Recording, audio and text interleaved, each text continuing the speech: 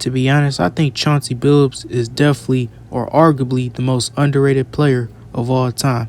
And it's really insane about how Chauncey Billups accomplished a lot due to the routes that he had to go through, all the team drama, and he was still able to accomplish all the stuff that he did. And it really blows my mind that Chauncey Billups isn't brung up in all-time discussions. Yeah, that shit is kind of crazy. But what's going on YouTube? It's your boy Lil Trey D back with another video, as I'm finna be continuing my series, and I'm finna be talking about how Chauncey Billups is so underrated, not only in the basketball world, but in the sports world. Because I don't think enough people really don't understand how great Chauncey Billups was. Like, bouncing around team after team after team and finding his way not only to the NBA Finals, but an NBA championship. But before I get started with this video, make sure I like, subscribe to my channel, hit that bell for notifications, make sure you follow me on Instagram. My links down below in the description box. And without further ado, let's get started with Chauncey Billups' career and start all the way from the beginning. As Chauncey Billups was drafted with the 3rd overall pick, coming out of Colorado, as he had a couple of decent years there, averaging 15 points, 5 assists, shot 41% from the field and 39% from 3 and 89% at the free throw line. He was drafted with the 3rd overall pick in 1997, a draft class that included Tim Duncan, who was taken with the 1st overall pick, obviously, Tracy McGrady, Mark Jackson, all those other guys. So Chauncey Billups, he was definitely seen as one of the best players in his draft class. As in his rookie season, him and head coach Rick Pitino, who was also the executive for the Boston Celtics, him and Chauncey really didn't mesh right, as for unknown reasons. Even Chauncey Billups said himself, I don't know why Rick Pitino didn't trust him a lot. But in Chauncey Billups' rookie year, he didn't go off to a strong start yet, as he only averaged 11 points a game on 37% shooting from the field and 33% from 3 and 85% at the free throw line. But Chauncey Billups was showing a lot of glimpses, as he was averaging 4 assists a game. He was also a good two-way player, especially at his position. And Rick Pitino, he really didn't see a lot in Chauncey Billups, so that led to Chauncey Billups being traded mid-season to the Toronto Raptors, as in his time in Toronto, it really wasn't that great, as he shot 35% from the field and 32% from 3. But it really blows my mind that Chauncey Billups in his rookie year just got traded, and Rick Pitino and the Boston Celtics organization didn't even give him a fair chance to show his true potential. Yeah, that's the main reasons I don't like the Boston Celtics.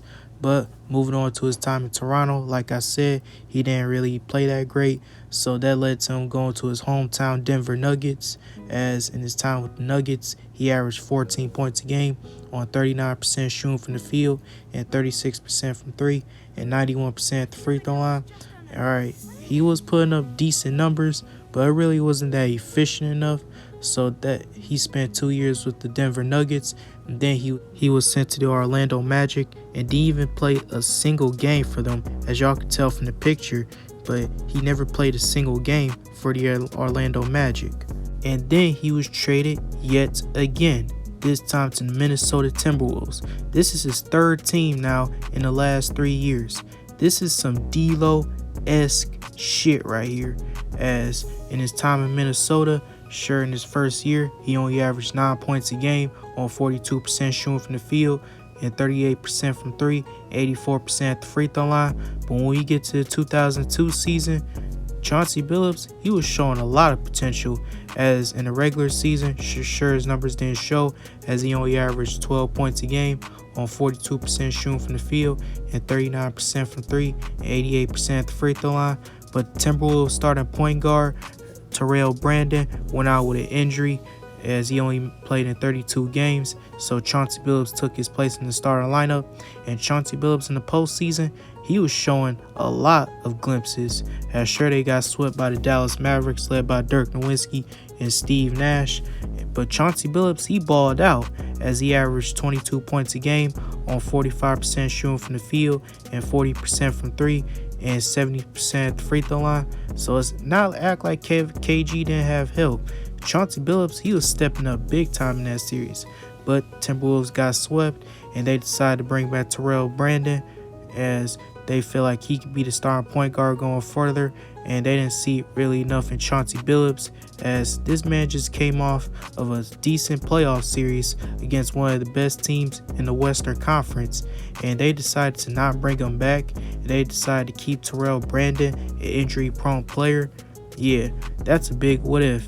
And now Chauncey Billups and Kevin Garnett, their time in Minnesota, I think that's a real forgotten what if.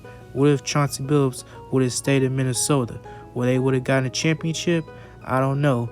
But Chauncey Billups, this is his fourth team that he's been on in the last 4 years. And now he decides to sign with the Detroit Pistons. And the moment that he got to Detroit, he became an instant fan favorite. As in his time with the Detroit Pistons, he was able to help them be contenders throughout the 2000s, making conference finals appearance after conference finals appearance after conference finals appearance.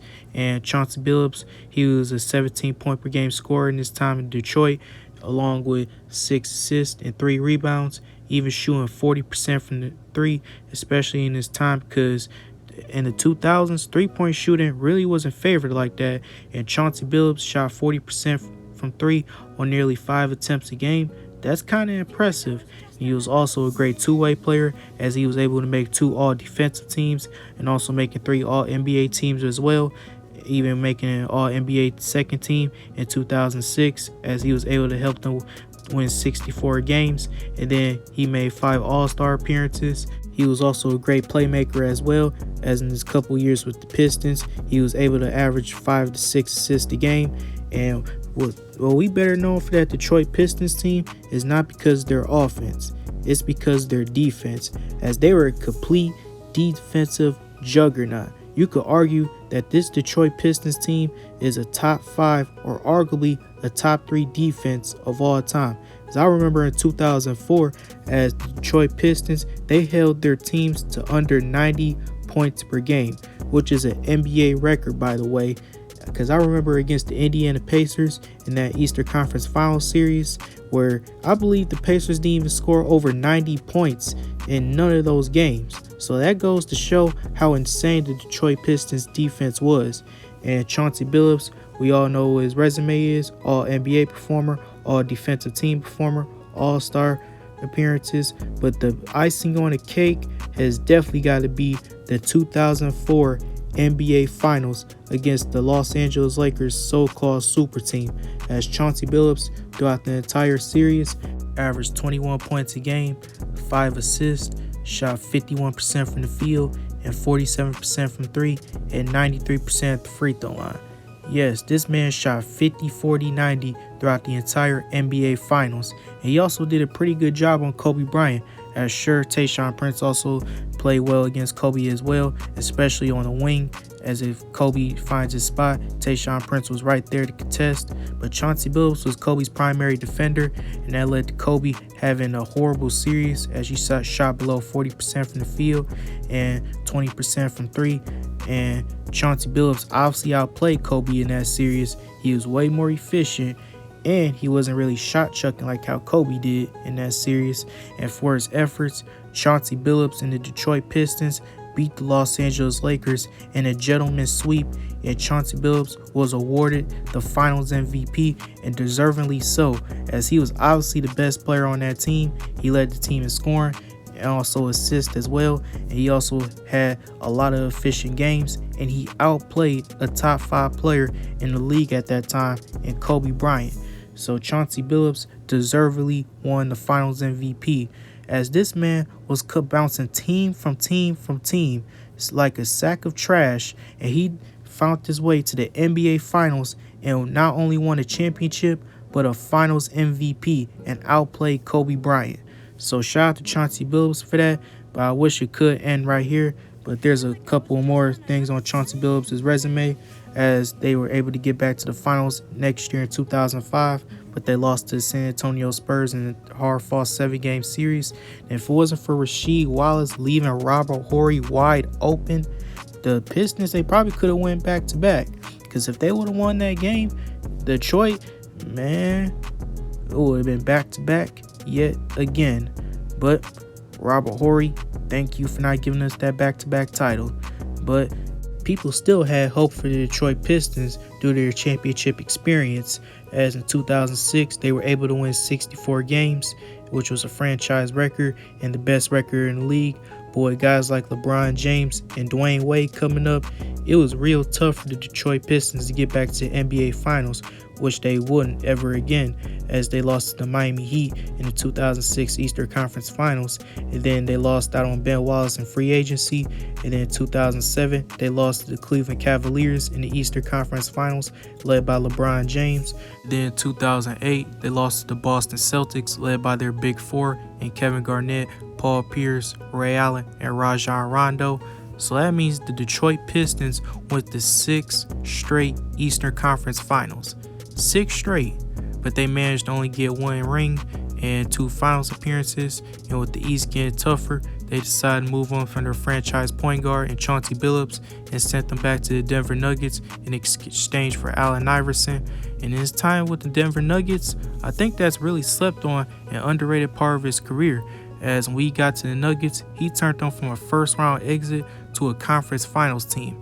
And by the way, Chauncey Billups was the best player on that team, not Carmelo Anthony, and it was even shown in the MVP race, as Chauncey Billups was the one who finished top 10 MVP voting, not Melo. And he was able to help them win 54 games, second seed in the Western Conference, as they finished as a top 5 offense and a top 10 defense.